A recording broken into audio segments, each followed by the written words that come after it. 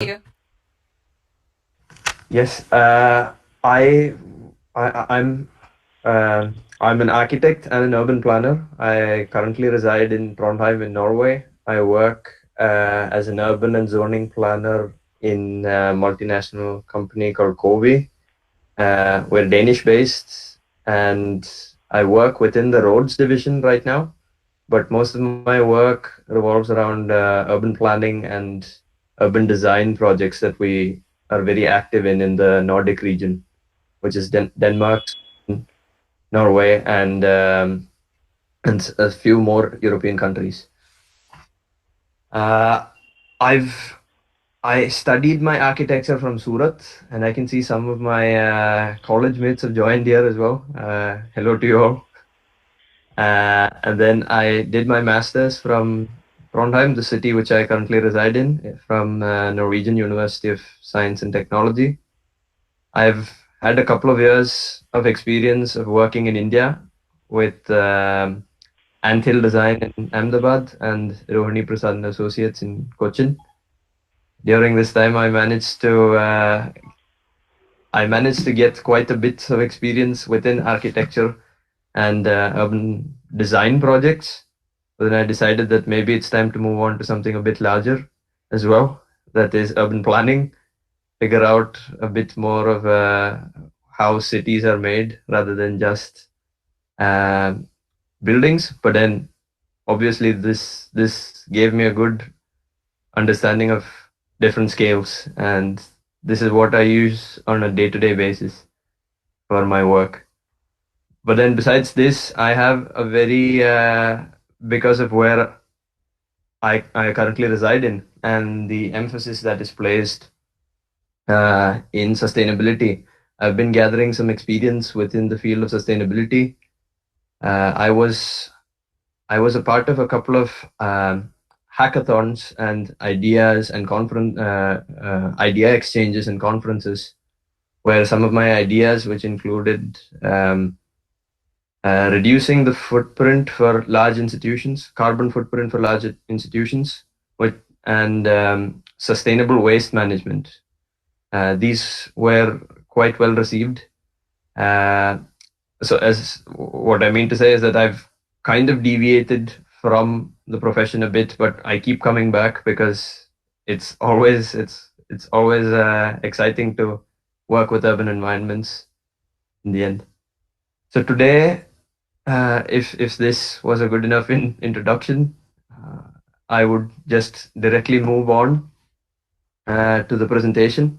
And today, what I would be presenting is more or less an extension or all of the experiences that I've gathered during the last few years of having been in different cities, worked with different kind of projects, having worked in multidisciplinary and multicultural teams.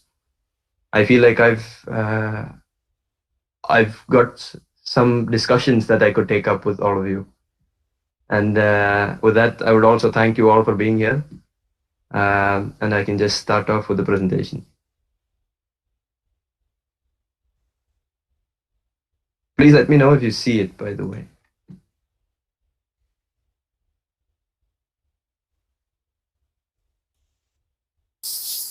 Yes, we can see. You can see it. I would.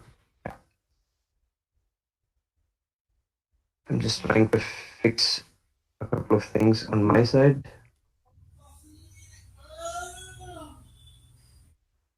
This the cover picture that I'm showing you right now. This was a photo that I had taken in a place called Snøhetta Viewpoint, which is one of the most spectacular landscapes that you would find in Norway, besides from the fjords. And the part about this, which really captivated me at that moment, was that um, this landscape is vast, and basically for the naked eye, there's nothing but mountains and vegetation. But there were a lot more smaller things, tangible and intangible things, which I did not come across in the beginning, which I would be talking about. Then, before we jump into anything else, what is the definition of curation?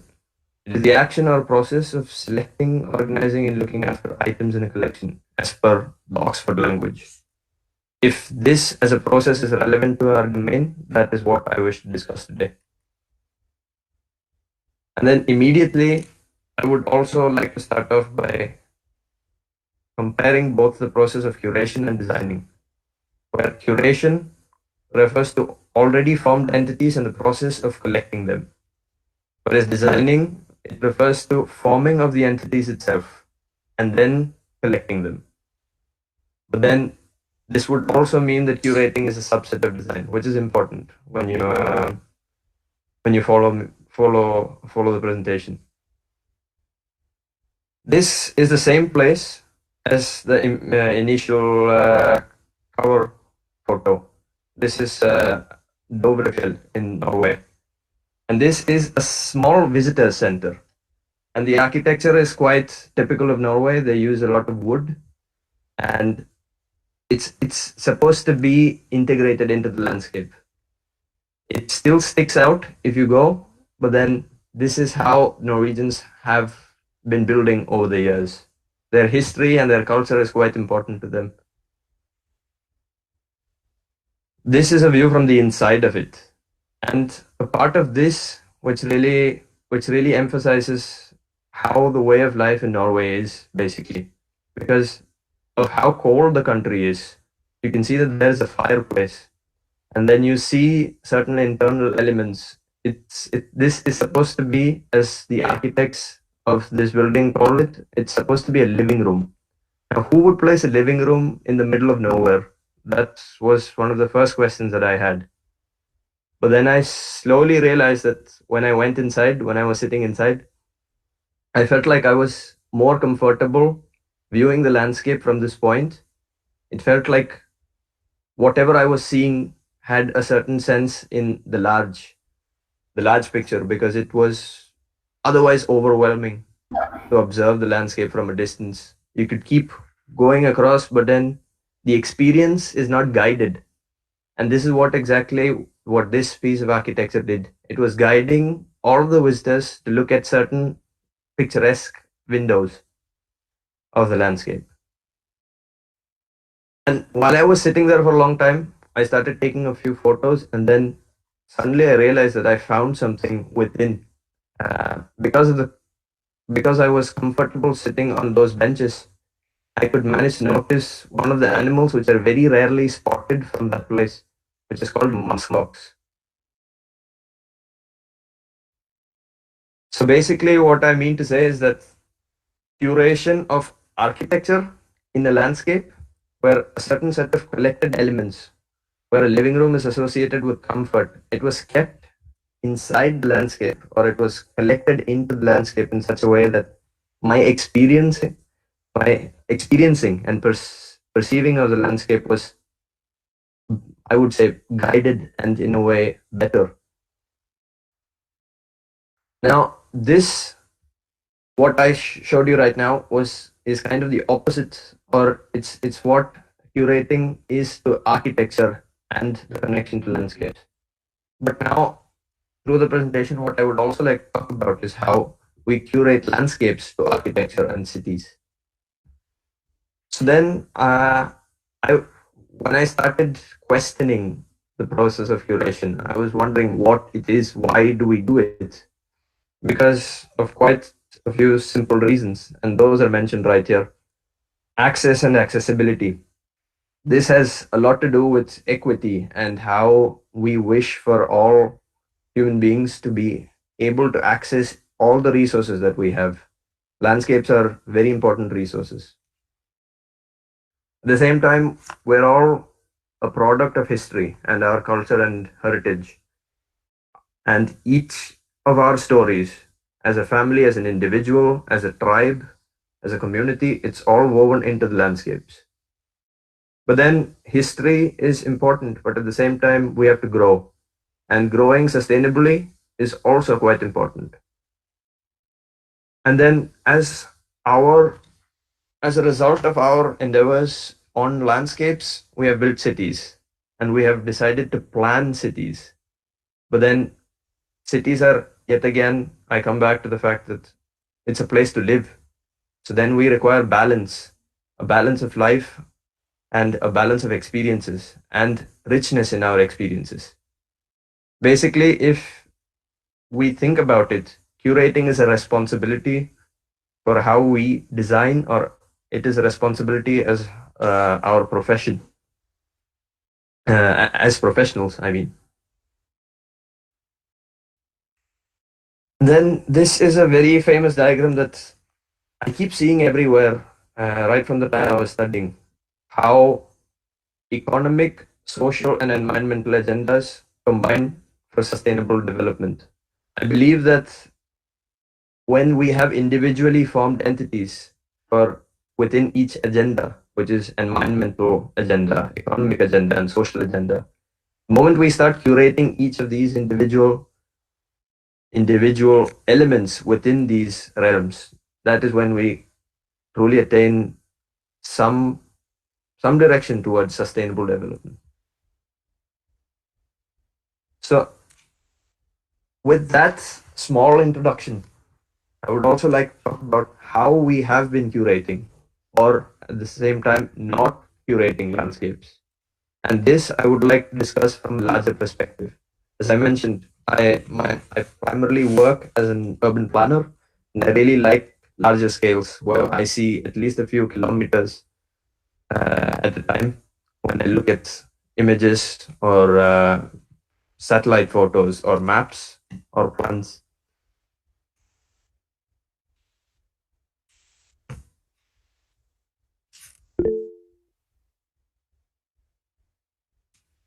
This was an image which I had borrowed from an article, and this is basically showing a certain sense of curation. And this these are two cities in the U.S.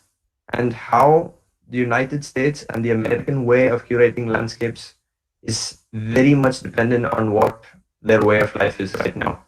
You see, in both cases, there are large amount of landscapes, agricultural landscapes. I mean, and then how in the image on the left it is all in a grid pattern and how everything looks perfectly choreographed, but on the right it's mostly, it's harder to say. You can't put a finger on what kind of landscape it is at the moment. There are certain sets of farmland, but then there could also be a lot of forests, and how both of them, in both cases, how landscapes ingress into what is gray, which is the built up area of the city.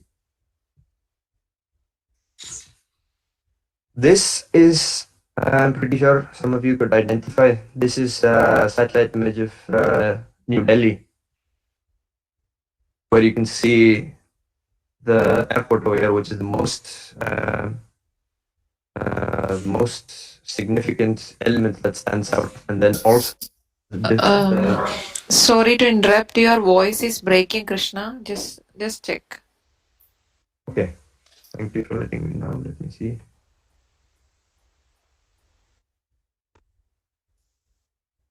Is it better now? Yes. Yeah. Yes. Yeah. Sorry about that. I guess there's something, probably an issue with the internet, which no one would expect. But yeah. So as I was saying, this is New Delhi, and I've done a couple of simple exercises while looking at these satellite images. Now, you would see a collection of similar images across the next few slides. All of them basically have similar scales. What you see is on screen. If I believe everybody uses standard screens, then 1 to 2 centimeters would equal to 1 kilometer, 2 kilometers. This is the same concept that I was talking to you about, the ingress of landscapes. If we look at the previous two images, it was a bit more clearer, but over here there's way more gray. This is the reality in India right now, in our country, where we're urbanizing at such a fast rate. Landscapes that were once important to the city center have been diminishing.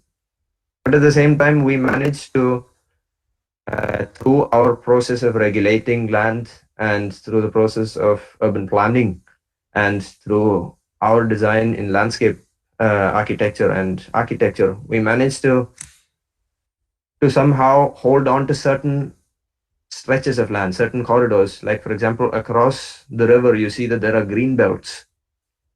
Same way, wherever the density is the most, you might still see pricks of green, which really help to urban life. But in the case of New Delhi, I would say there's been a lot of uncontrollable growth. Then we take a look at a few more places. This is my hometown, Cochin, and the same exercise for Cochin. You definitely see a difference over here. How curation along, for example, uh, waterways within the city. There are more green across it, and then it slowly spreads out. By the way, I have to interrupt myself. Do you see my mouse pointer, or Sajina? Could you help me out? Yes, please. Do you see where I'm pointing with my mouse, or Yeah. yeah, Yes. yeah? So then, these are corridors of green, and then at the same time, Kochi has a lot of backwaters.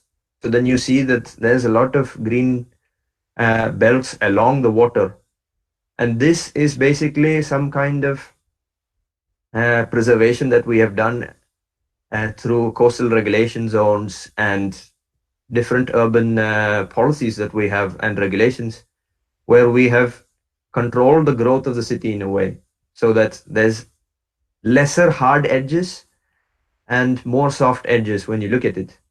But then again, Kochi is a city which has sprawled out. We don't. It's still in a stage where most of the buildings, most of the residential buildings, are still villas. I remember when I was growing up, there were very few people who I know who lived in apartments. Most people were living in houses, and it still continues, except for on the outskirts where they've started building a bit more of taller buildings. These were outskirts from when I was growing up, but now these are urban centers, which is worth mentioning. Now, this is a city where it is a city closer to where I live right now. This is Oslo. The same exercise with Oslo. You see again presence of corridors which connect larger landscapes, and in this case, there are farmlands and forests right outside the city towards the north. All of them ingress into the city through these small corridors, which in this scale look small, but when one visits the place, it's quite big enough to actually feel the connection to the larger landscapes that are right outside the city. And in the case of the southern side, there the world famous fjords of Norway. This is the Oslo fjord, which is I would say which is one of the most boring fjords because it doesn't have great views as some others, which probably everybody sees in National Geographic or other nature uh, magazines or websites. The point which I wanted to make is it's still I've noticed how important the outdoor is for Norwegians. How they wish to have a bit of it wherever they go, even if it's from their own house. Norway has taken a lot of pains in preserving views, for example, towards important places. So they refuse to set up high buildings in front of houses, even if it's just one house where a single person lives. It's important, the idea of a relation to the landscape. This is a city in Germany. It's called Freiburg. The city is kind of special, if you ask me, because the city has been taking great efforts in reducing car traffic, and thus it's increasing its density. and putting in a lot of effort to collective transport or public transport. And something which some of you might notice in the immediate get-go is that the river, which is on the left side, is quite far away from the main settlement.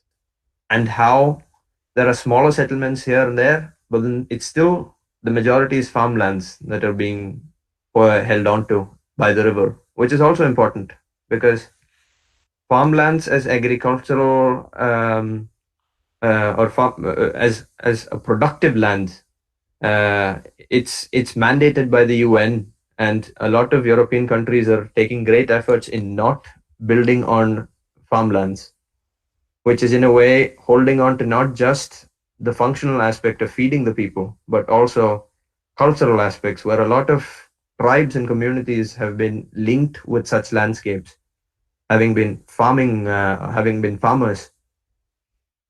You still find a lot of people, even in urban areas, who say they still own farms back in the countryside, and how their history, they have rich histories. I've visited some farms which belong to a few friends. They could go on with their stories, and then everything is connected to a single tree, a bush, or a large stretch of farmland. Same exercise, you see how there is very few hard edges here. Everything somehow kind of ingresses, and then you see a lot of small pricks of green. So then there's basically the semi-urban area or the rural area, if you would see the amount of agriculture that's happening here, and then the urban area, and how all of this is kind of a big, uh, it's a pattern of green and gray, which is very hard to interchange, call apart, tell apart.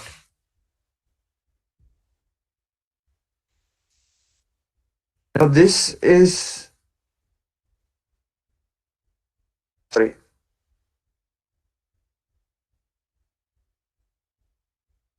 my computer has refused to respond.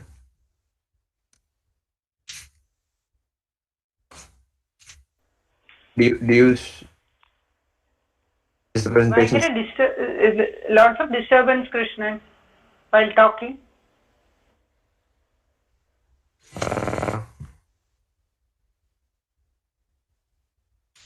Hello? Can somebody help tell me if you still see my presentation?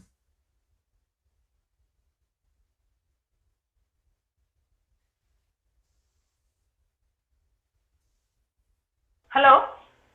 What did you tell? Do you see my presentation? Not now. Not. I restarted it again because I felt like it was lagging. Do you see it now? Yeah. Now we can see, but lots of disturbance while talking. Lots of disturbance in my voice. Yeah. Yeah. Okay. Just please do interrupt me if something is unclear. I can repeat it because it's kind of to say from my side if you can hear me or not. But I just continue now, hoping that now it's much better. This is also another city where I lived in. The current image that I'm showing you right now, it's Surat. And in the case of Surat, it's a very interesting city. I've lived here quite, I would say, more than I've lived in Ahmedabad, and at a point of my life where I've been. This is when I started studying architecture, so I feel like my eyes opened a bit more. I was looking at whatever is around me in a different way when I was living there. But then, what I really liked about the city is there. It was known as the dirtiest city at one point of time before the plague happened. Then it became the cleanest city in India, and then it was also at the same time one of the fastest developing cities in India. And yet, I feel like the city and the authorities have managed to get a grip of the landscape and of the built environment a bit more than many other cities in India, which have similar growth rate. We do the same exercise here again, and then you see that there's a lot of farmlands and there's very little green within the city in this scale. But if you go deeper in, then you see that there's actually way more greener areas, greener landscapes. And these landscapes, basically, this is a result of how Surat has developed. Many places in Surat are still called villages because, and even though they lie right in the middle of the city, it's because of the fact that Surat developed as many villages that were nearby and growth in between them. So then what is also very interesting is that there are quite a few bits of farmlands right in the middle of the city. And then the city also has a lot of parks and gardens. But then we get to that a bit later when I go a bit more down in scale from these larger images. But then looking at these and looking at my experiences or what I've experienced in the process of curation or collecting of these historical agricultural landscapes, larger green spaces, connecting it to larger landscapes which lie outside the city. What does it, why should we curate landscapes is a question that gets answered.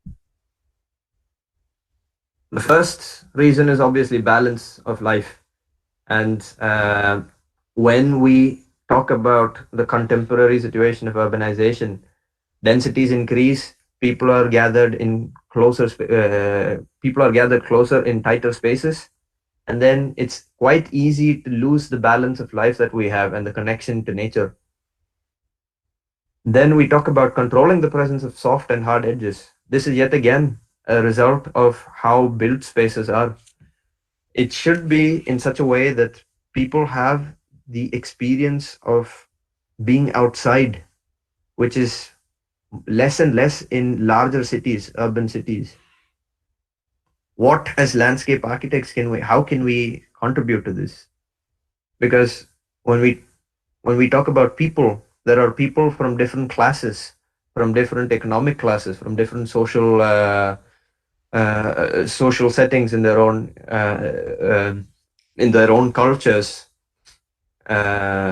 It basically is a responsibility from our profession to make sure that whatever we design or curate, it is accessible for everyone. There should be an equitable access, and thus it also helps in sustainable use in terms of social sustainability. At the same time, like I've mentioned before, cities have developed out of places which were basically farmlands if we look at the history of time. And then these farmlands were already a modification of the land use and the landscape at some point of time. We basically started farming along the bank of a river, and then we managed to build a house. That house became a few more houses, and soon enough, there were large settlements of people just around the banks. Then, does this mean we just let go, or we just forget the history of the landscape itself? Because those landscapes tell a lot about our own story. There's a lot to learn from our own history. And finally, in the modern context and a bit more a more technocratic view of why we should be curating landscapes is integrating land use concepts and regulations. Or this is more to do with urban planning and how authorities and governments make sure that we have a sustainable development in the way we use our land and our resources. Some of the tools that we can use, now that we've talked about why and how we have done it so far in different parts of the world and how across time we have done it.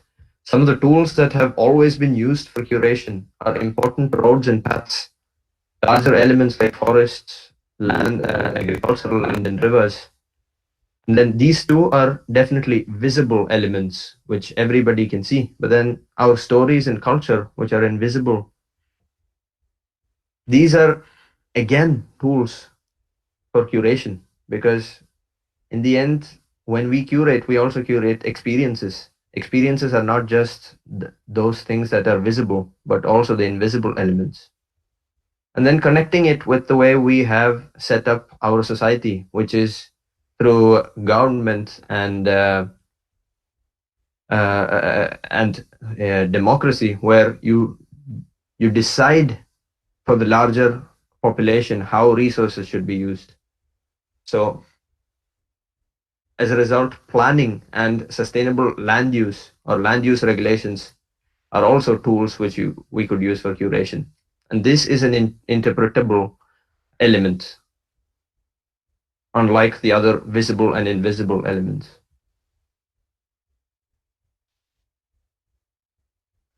This is again a slightly closer image of London, and this explains one of the tools of how the river is used as an element for curating certain landscapes, which is like, for example, the Southwark Park and certain other parks which lie around the river. There's basically a sense of connection, even within the urban mess that London is for some people, or the urban heaven that some, depending on how you see, how you put yourself, which standpoint that you put yourself. But it's always welcome to have varied spaces. So over here, the general idea of British planning and landscaping, as I've interpreted it, is through even more concrete tools where the making of patterns exists. So most of the parks are very well curated with what lies inside the park. I'm not talking about design here, because this is more about functionality, the functional curations, and how it connects to the larger landscapes of the river and other parks and other urban areas. This is an image of Trondheim, the city where I live in. This is where I studied, by the way. This is my university, and it was right next to the river. And then you suddenly see that there are very few patterns that you find within the city. But then again, how these landscapes have kind of influenced the growth of the city is also very easy to interpret from this, because the river over here is the lowest point of the city. Anything that goes west and east of the river starts growing in height. It goes up towards higher hills. And there are people who've made homes in the hills. And there was something which I mentioned earlier, that they basically have a requirement in Norway for planning of urban areas, that you are not supposed to block the view towards the river. So then you see there are very few high buildings on this side. And then because of the fact that all of the houses that lie over here are anyway on a plain land, they cannot see the river. So then they've put a lot of higher buildings along the corridor, which also goes well with transit-oriented development. But then it's also interesting to note how there is bigger buffer zones between built spaces wherever the buildings grow higher. These spaces that are shown, that I'm pointing at right now, these provide a certain relief to the urban landscape over here. I basically never feel, sometimes I get the feeling that I'm not in a city because of the fact that there's way too much green all around. But then, as some of us had discussed before my presentation, there's also the advantage that there are very few people who live in this country and in the city. But then these kind of regulations have been taken care of by the city authorities since a long while. And any new development, it definitely will not happen in any of this area, because this is how the city likes it.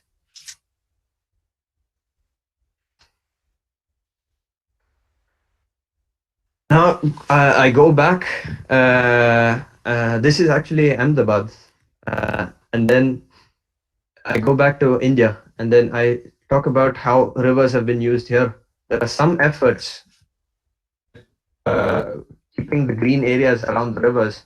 But then I believe that the scale changes, the density of the city changes, and thus we have to take a look at smaller efforts at curation, which is, for example, holding a tree within the middle of the road.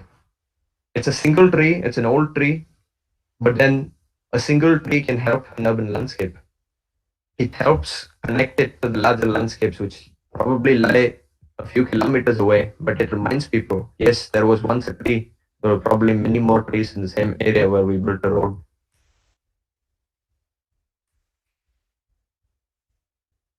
This is Surat again, and I talked about this a bit earlier in my presentation, where there is farmland over here, which is called the Joggers Park. As you can see, it's all densely built all around this farmland, and this is basically the center of the city. And then there are more farmlands over here, but as you can see, this is no more the urban area. But then there's an immediate and direct connection which you can probably not see when you walk, but if you make a journey from across one end of the city towards the other, you see a certain transition between the spaces. This is the farmland that is right in the middle of the city. You can see there are residential buildings all across. Just the presence of this piece of land, it made sure that the people who live here, they had a place to jog around, to walk, a certain sense of openness that they have right in the middle of the city. This is, I have valued this many times when I was living in Surat. This was a place where I used to go to get a bit of fresh air because it was right next to where I lived. But then talking about such spaces, immediately one remembers the Central Park in New York and how they have curated the whole thing. As you can see, the American way of planning is very geometrical, but then the fact that when you go inside the Central Park, you start losing all kinds of geometry. It's basically a lot of park benches, and this is from the Central Park, this image. But this could just as well be a rural setting in Europe or in the US for that matter.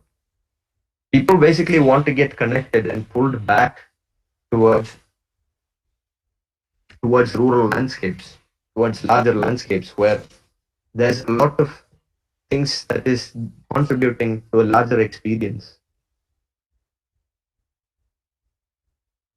I keep jumping cities. It's you could say it's one of the reasons is Corona, because now there's very little ways to travel. But looking at maps really helps, if you ask me. And this is, I'm coming back home, current home, which is Trondheim. As you can see, the river is quite important here on how the city has been built all across, and the coastline. Basically, everything is concentrated towards the coast. And then there are certain urban centers here and there. And the current strategy of the city administration is that they will not build on any of these lands over here. They will try as much as they can without overloading the land to build more denser in these areas, for example. But at the same time, they wouldn't even think about removing a urban green area or a park, like say, for example, this one, because there's a lot of residential use around it, and people use it on a daily basis to go play football with their children, to take their dogs out on a walk. But at the same time, then there has to be a casualty for development, and that is usually agricultural landscapes. You see that this area is more agricultural, but then these areas on this side used to be purely agriculture at some point of time. And now what remains are just small islands of agricultural land in between larger built up areas within the city. this is a huge discussion that happens in the city and all across Norway. If people should be building houses or roads on agricultural farmlands, because this was very surprising for me to get to know that only 5% of the total land in the country is suitable for agriculture, and that is a very scary number, because the moment you start reducing it even further, you will slowly start depending on other people or other countries for food. So now a single decision of removing a farm could in the long run affect larger national policies. So curation of these spaces basically is a result of, or it should be ideally a result of, larger policies. This is an example of what the edges have become in Trondheim. You see that there are new residential buildings coming here. This is the road towards the city center, and right over there is an old farmhouse, the red building that you see on the right. And this is a farm. People still go, the farmers who live there, they still do their farming activities regardless of the fact that there's construction happening right next to them. They probably know, or they probably wish that sometime they get to sell their farmland, because then they would make huge profits. But at the same time, the government and the city authorities limit such things because they want to curate how the soft and hard edges of the city develop. But then again, we talk about more urban and denser areas and how agricultural landscapes have evolved to be less landscape intensive but more space and building effective. These spaces are efforts of urban agriculture in China. Now, there are many images which portray China as a city, in many of the cities in China as having just skyscrapers, but these small areas within the city, it basically gives a relief to any kind of human existence, which I would say. It's, if you ask me, I wouldn't prefer living in a heavily urbanized city, but if these are spaces which we could manage, which we could design, curate into our urban lives, I would prefer it a bit more. This is, again, it wouldn't seem like it, but this is the city center of the city where I live in, Trondheim. This is an effort by locals to actually start farms or urban farms in small plots of land, and they curate certain experiences here. It is not just the fact that they're making use of the land for growing food, but the fact that through this, a lot of immigrants who come to Norway who are more used to agricultural cultures, they get to integrate into the local population and help and have different activities. So here, they're also curating experiences yet again. Finally, I'm coming close to the end of my presentation. The extended understanding from all of this that I have received is that, which I have gathered, is that curation in urban areas is a function of regulatory action, but simultaneously links to historical ruralness or wilderness. And that curation, in the end, although we talk about physical elements and intangible elements like history, it is a curation of experiences, a collection of different elements to complete experiences of an urban and modern life. In the case of cities, density and or basically degree of curation, or the amount of curation one has to do, is directly proportional to the density of the city or the city fabric. And as we all know, density is a natural conclusion of urbanization. It's impossible in these days to have sprawling cities like in the US because of energy efficiency and sustainable development. So if that is the case, then how do we connect outer landscapes, forests, mountains that lie outside of the city? How do we connect it to the urban centers? It is through buffer landscapes in the middle of these two stark contrasts. And then finally, sorry, I missed the point in between, which is the agricultural landscapes. They diminish across cities around time, or around cities across time. But then it also gets limited to semi-urban and rural areas, which would definitely be urban areas in the future. So then this calls for more need for curation of landscapes. And finally, the larger picture with respect to scale and the scale of time. This is important when we think about how we wish to hold on to landscapes, because like I said, cities grow and it has to grow responsibly. A few questions which I still wonder about, even after numerous discussions, because there's a lot of uncertainty within the domain of landscape architecture when we think about how do we curate, or how do we even design, or how do we even become a professional when we think about future generations. There are a lot of things which we believe is static today, but then they're definitely dynamic tomorrow. For example, the way we work, it's changed. Corona has changed quite a bit. What exactly is the urban future? It's definitely easy to believe with the growth of urban landscapes in the world that people will be more and more isolated in cities. So is it important to curate outer landscapes, bringing it into the cities? Then is there anything static at all? That is a very simple question. I have the answer for it, that no, there is nothing that is static. If we think about future professionals, how would they do it? How do you think a future landscape architect, or an architect, or an urban planner would do their work in the future? Sometimes I think of my work in that way when I get a new project, because it really helps me to make sure that what I design today lasts in the long run. At the same time, we go back to changing lifestyles. If tools and priorities change, but then again, are all of these questions relevant to just our domain?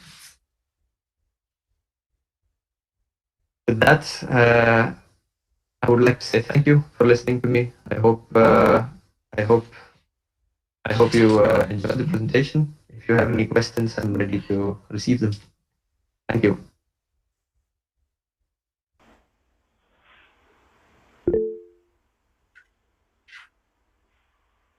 Yeah, thank you. I see that there's a question that came through text.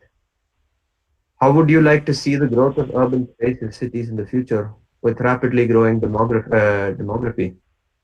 This is something which I can use a couple of the examples which I showed you. Like, for example, in the case of Surat, the model that they had was urban villages or urban centers. The old villages and their landscapes, these landscapes were first preserved, and growth happened from these smaller centers. So if urban centers have a responsible way of densifying, which is having multiple centers rather than overloading a single point, it really helps in making sure that we have more softer edges and less hard edges, or more connecting landscapes to the larger landscapes outside, if that answers the question.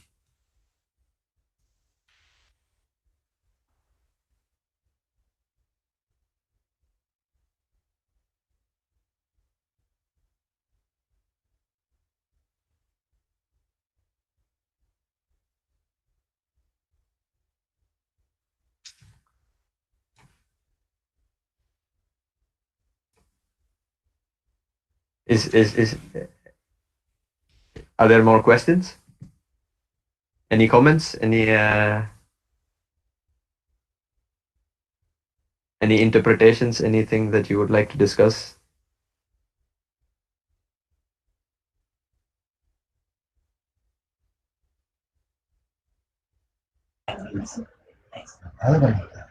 Yeah, please Hello, remember. Krishnan. Yeah, Hello, hi. Krishnan. Hi, Hello. Madhu uncle and Anita aunty here. Yeah, hello. Thank you Yeah, for it was joining very and nice to listen to you, the presentation. It is, though I'm not not an expert, it was so eye-opening to see how this is being analyzed and how the areas are curated.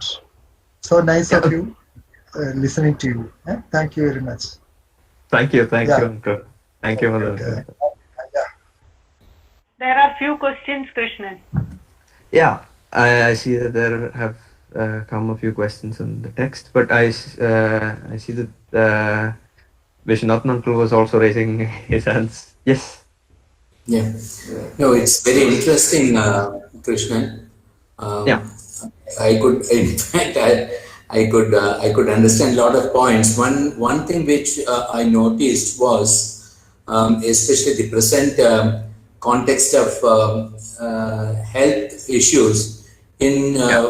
what class it can be integrated when you curate the landscape. You said 3 points. One is environment, social, and economic. Yeah. But the health aspect is now um, engulfing all these 3 points also. It hits Yes. the environment, it hits the social issues, it hits the economic. So I think the point here is not the health issues very critical as one of the tools for curating. Definitely, I agree. And I would also say, like you had mentioned, it comes as a part of the social and the economic responsibility as well to maintain a better health or maintain better balances of life in urban areas. Because as we take a look at health as from the perspective of larger planning authorities, it is basically a responsibility of governments and larger institutions to make sure that people can lead a healthy lifestyle. If we take a look at the United States, for example, uh, more and more of such landscapes which actually help people lead a healthier lifestyle is more important because they spend millions on their medical bills. They get bankrupt, but maybe a single park right next to them might help, uh, even though there is very less scientific evidence of um, parks curing cancer, for example, but it really helps people to take a walk in the park, get some fresh air. I agree with you. Thank you. Thank you. Thank you for the comment and question. It's a very good presentation, Krishnan. My compliments. Thank you very much. I see that there are a few more questions in the text there. What strategy have you come across in the practice to design more resilient landscapes? As a planner, I would be inclined to say that the best strategy is to regulate landscapes, and resilience is in. If I interpreted it rightly, you talk about resilience towards crises and uh, disasters in a way. In that case, a lot of areas within a city are really vulnerable to certain things such as rising sea levels, for example. And in that case, more greener belts would definitely help, and floodwater breaks and more.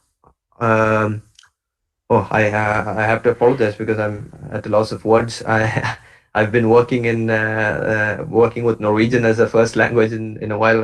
All the words that I remember are in Norwegian. But my point is that we have to consider important issues like raising water levels, the sea levels increasing. And when we plan our urban areas, these have to be taken into consideration.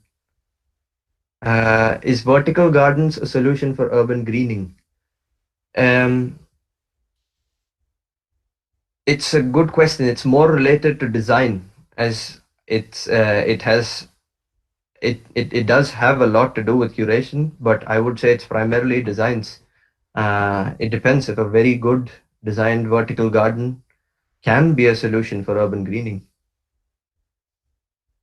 And I guess the last question that came in was, what do you think about curating Indian urban landscapes in our own cultural context?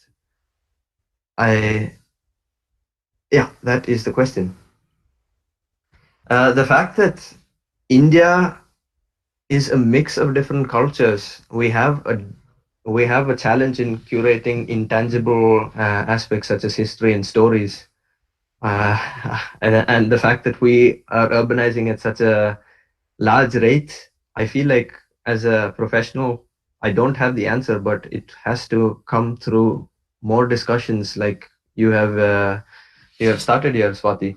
I feel like if you get a project, the best way to make sure that we curate Indian landscapes or Indian urban landscapes better is by discussion with other colleagues in the field. Everybody's opinions has to be taken into consideration because all of us live in the largest democracy in the world, India.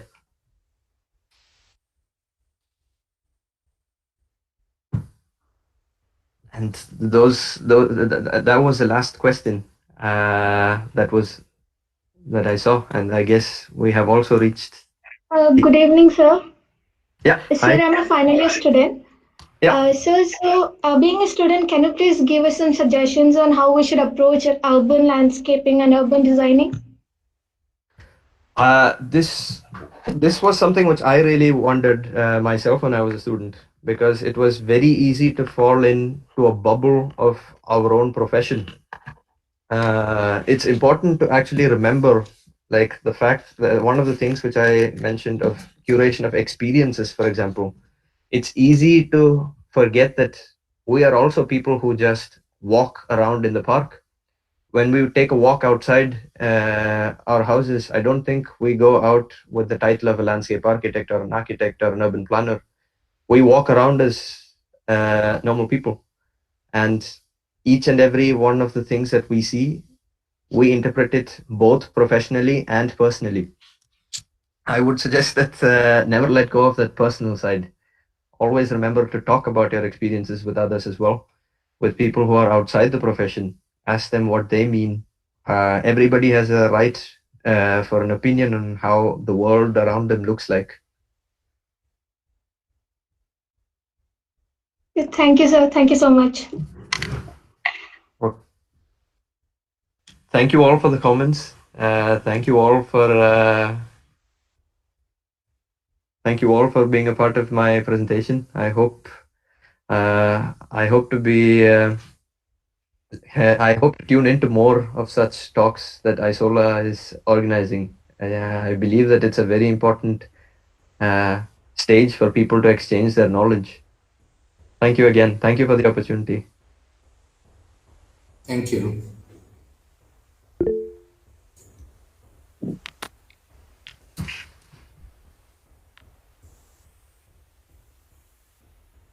Carl, we can conclude. Yeah, sure. Thank you. Good evening, all. On behalf of Team ISOLA Kerala, I extend a very hearty thanks to our today's speaker, Architect Krishnan, the urban zoning planner from Norway, and for sharing his thoughts on the topic curation of landscape.